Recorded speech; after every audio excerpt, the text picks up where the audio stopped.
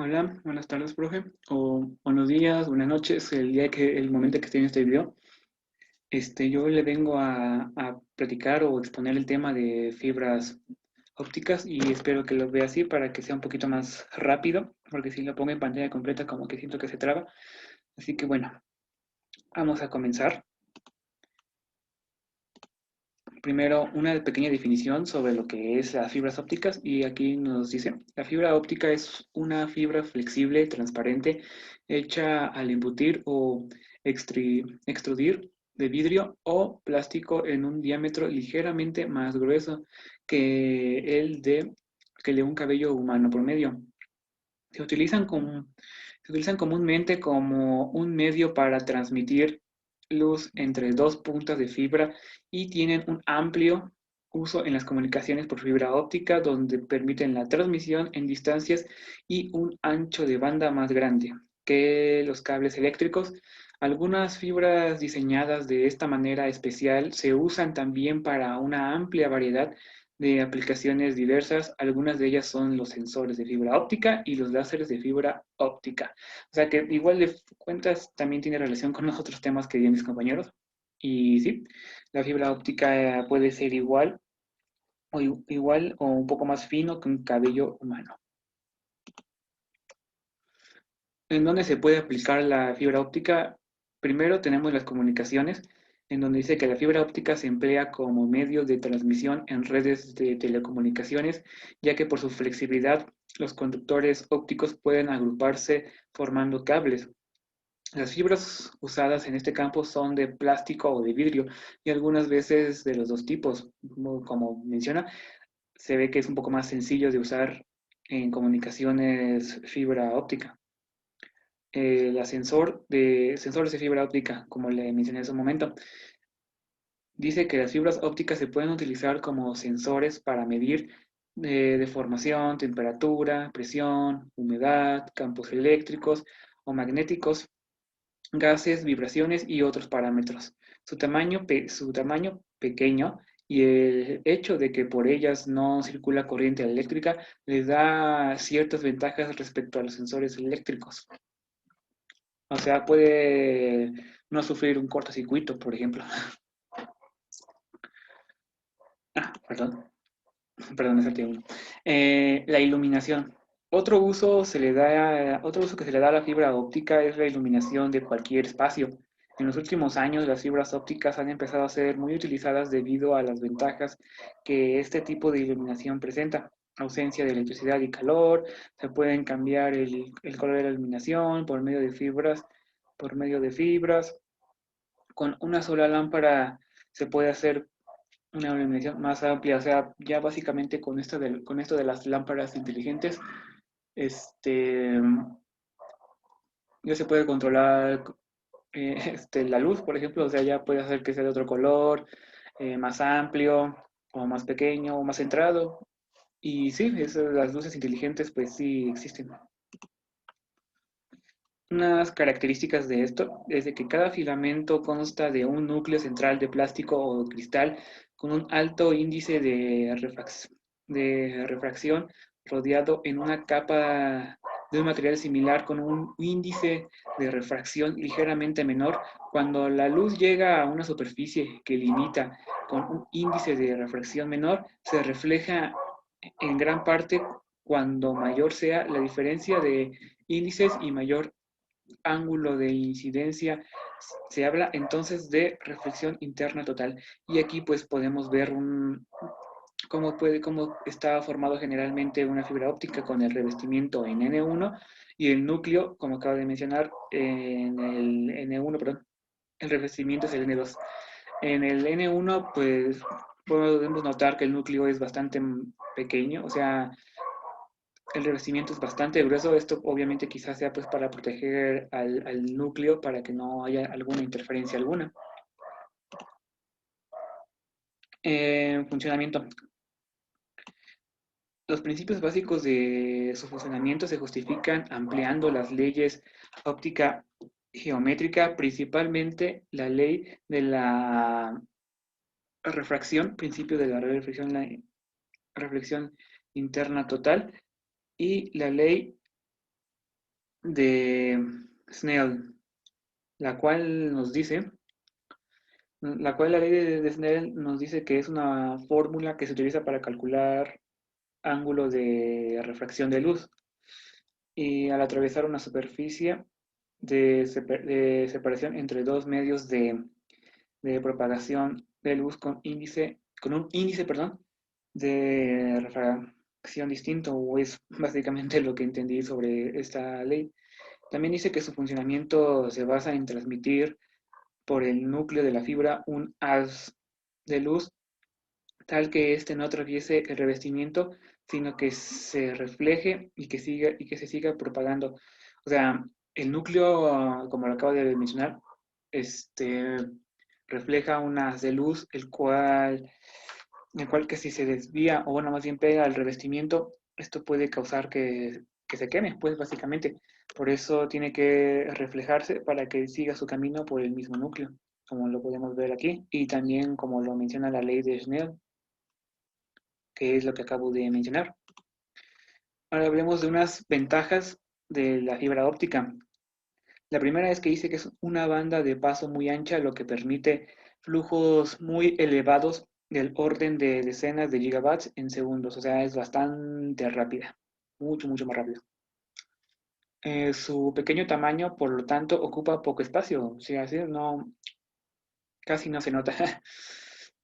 La gran ligereza, el peso del orden de ángulos gramos por kilómetro, lo que resulta unas 9 veces menos que le dé un cable convencional. O sea, así puede tener más de 1 kilómetro de cable de fibra óptica y no va a pesar, supongo que más de unos 10 kilos. O sea, es lo que puedo llegar a entender, que es bastante ligero la fibra óptica. No produce interferencias, como lo acabo de mencionar. Esta es una gran ventaja que tiene contra los cables eléctricos, que mientras que los cables eléctricos o los de radio, por ejemplo, reciben interferencias, la fibra óptica ya no. Tiene una gran resistencia mecánica, lo que facilita la instalación. También dice que una resistencia al calor, frío y corrosión, o sea, puede hacer mucho calor, puede hacer mucho frío o puede maltratarlo una que otra vez y aún así seguirá funcionando como si nada. Pero también tiene alguna desventaja, por ejemplo, la alta fragilidad de las fibras, o sea, sí, lo que acabo de mencionar me contradicía hace un momento, que dice pues de la ventaja que dice que es resistente al calor y al frío y a la corrosión, pero también es frágil la fragilidad de las fibras. Pero no se refiere al cable en sí, sino al núcleo. También tiene una necesidad de usar transmisores y receptores más costosos. Esto es lo que nos hablaba, esto lo voy a hablar un poco más adelante de cómo funciona en la fibra óptica, pero sí, esto es mucho más costoso. Los receptores llegan a ser más costosos que unos normales para otros cables. No puede transmitir electricidad para alimentar repetidores intermedios. También dice que la fibra óptica convencional no puede transmitir potencias elevadas a 15 voltios. Y también dice que no existen memorias ópticas. Ahora quiero hablar sobre los tipos de fibra antes de pasar a los receptores y a los transmisores. Primero tenemos la fibra multimodo, la cual es una fibra multimodo, es aquella en la que los haces de luz pueden circular por más de un nodo o camino. Esto se supone que no llegan todos a la vez, o una fibra multimodo puede tener más de 1000 nodos de propagación de luz. Las fibras multimodo se usan comúnmente en aplicaciones a corta distancia menores a 2 kilómetros. Es simple a diseñar y económico. Como lo ve en este diagrama, este, los haces de luz de la fibra multimodo circulan más de una vez en un mismo nodo, así como lo vemos aquí, que está como que rebotando en el revestimiento, pero en realidad está girando, bueno, más bien está, ¿cómo se dice?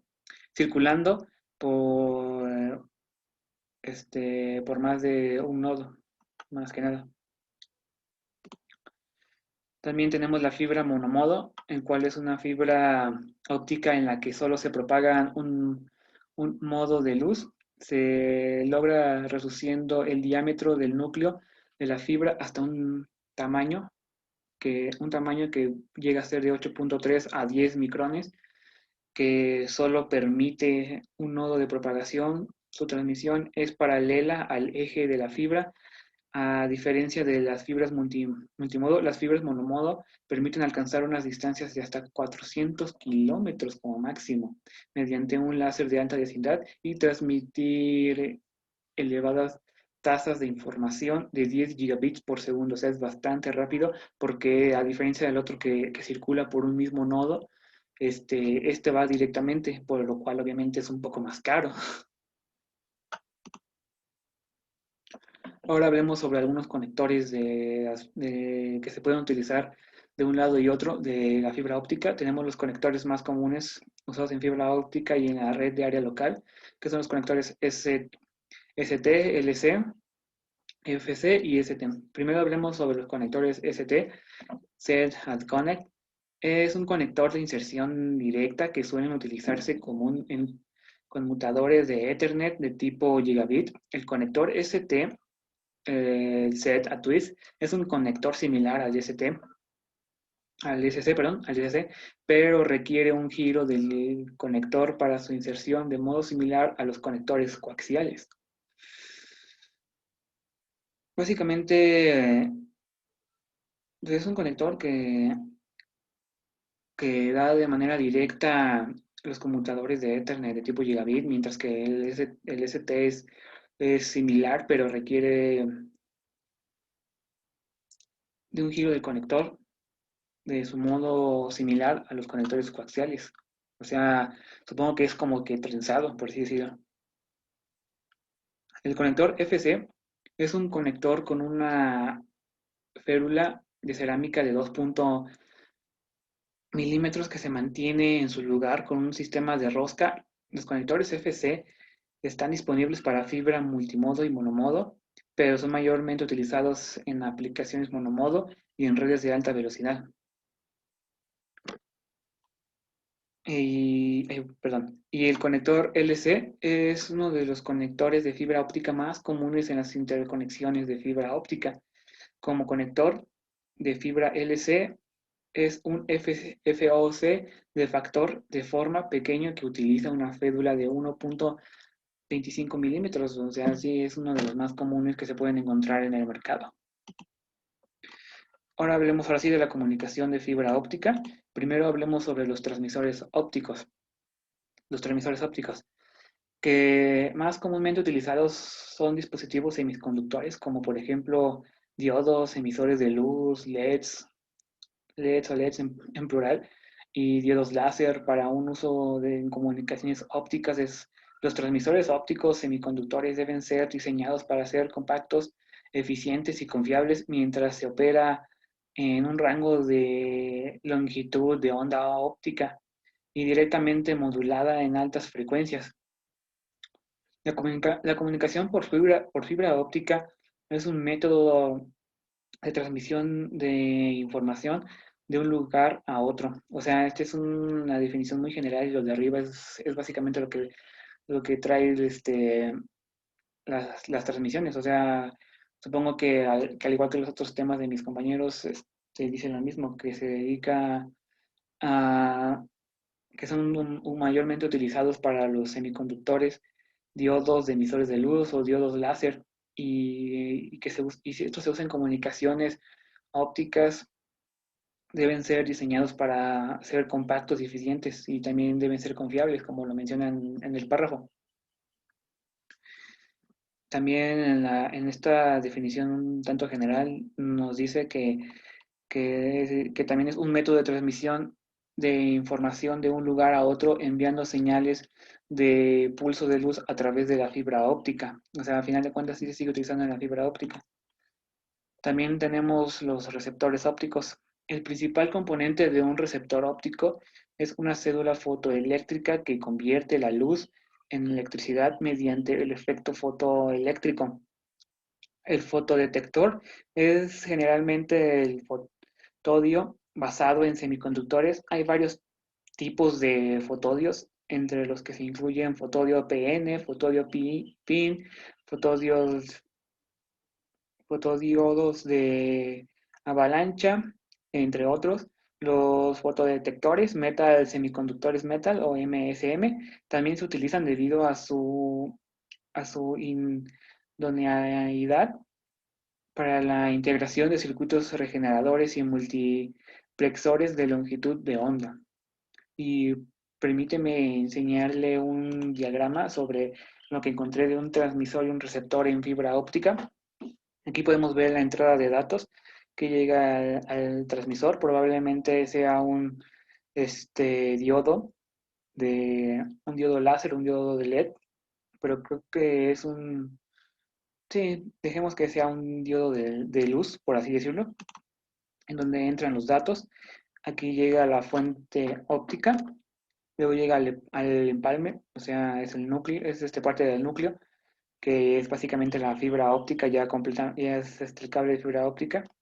Llega otra vez al detector óptico, o sea, detecta los datos que fueron enviados y puestos en el transmisor, luego pasando por la fuente óptica, el empalme y llegando al detector óptico y por fin llegando al receptor, supongo que descifrando los datos que el transmisor envió y que ya pasó por la fuente óptica y detector óptico y produce ahora sí la salida de datos. La salida de datos. Esto puede variar al igual que como en el multimodo y monomodo que acabo de mencionar. Puede ser así, o sea, ¿cómo se llama? En el empalme puede ser así, puede pasar por el mismo nodo varias veces. Los datos de luz pueden pasar perdón, el diodo de luz puede pasar por los mismos nodos, pueden circular más bien por los mismos nodos, o también pueden ser directamente como el monomodo. Bueno, por mi parte esto sería todo. Y pues nada, espero que le haya gustado. Lo voy a subir a YouTube porque creo que ahí se sube mucho más rápido. Creo que se sube más rápido que en Drive y ya le pasaré el link a través de Classroom en un comentario junto con la presentación. Y bueno, sería todo por mi parte. Gracias, profe, por escucharme. Y bueno, nos vemos a ver cuándo.